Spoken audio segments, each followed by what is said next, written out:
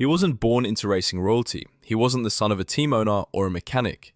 Benny Parsons was a taxi driver from Detroit who somehow became a NASCAR champion, and later, one of the most beloved voices in the sport. This is the story of the champion who traded his helmet for a microphone, and why many fans today know him more for his voice than his victories. Benny Parsons grew up in Wilkes County, North Carolina, but racing wasn't on his radar. He actually moved to Detroit as a teenager and worked in his father's taxi business. Driving cabs in the Motor City wasn't exactly a training ground for NASCAR, but it gave Benny one skill that mattered: patience behind the wheel. By the mid-1960s, Benny decided to chase racing full-time. He started small, running local tracks before making his NASCAR debut in 1964. He wasn't flashy like Richard Petty or wild like Curtis Turner. Benny was calm, steady, and consistent. And in NASCAR, consistency can win championships. The moment that defined Benny's career came in 1973 at Rockingham. It was the season finale and Benny was leading the championship standings. But disaster struck. Midway through the race, he was caught in a crash that ripped apart his car.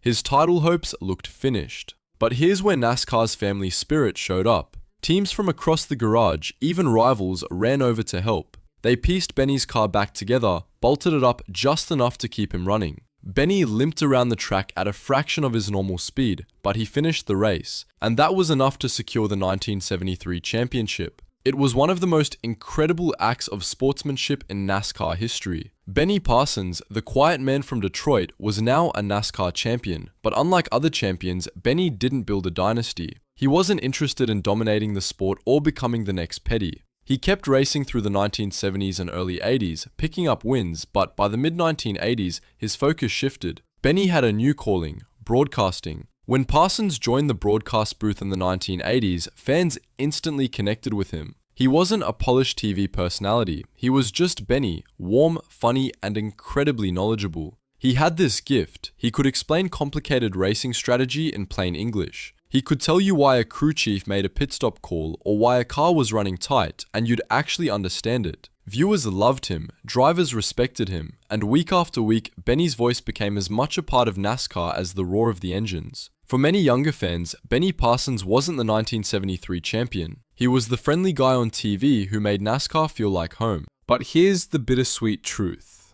Benny's career as a broadcaster ended the same way his driving career had started, with struggle. In 2006, Benny revealed he was battling lung cancer. The same man who'd spent his life around roaring engines was now fighting for breath. Despite treatment and surgeries, Benny passed away in January 2007 at the age of 65. The NASCAR world was heartbroken. Tributes poured in, not just for a champion driver, but for the man whose kindness and humor had touched everyone. Benny Parsons' legacy is unique. He may not be remembered as one of NASCAR's greatest drivers on paper, 21 wins, 1 championship, but his impact went far beyond the track. He turned NASCAR from a regional sport into something national, welcoming millions of new fans through their TV screens. And in the end, maybe that's the greatest victory of all. Being remembered not just for what you did, but for who you were. So, the next time you hear an announcer break down a pit strategy or explain a restart, think of Benny Parsons, the champion who became a voice. If you enjoyed this story, hit that subscribe button for more forgotten NASCAR legends, and click on the next video on your screen now.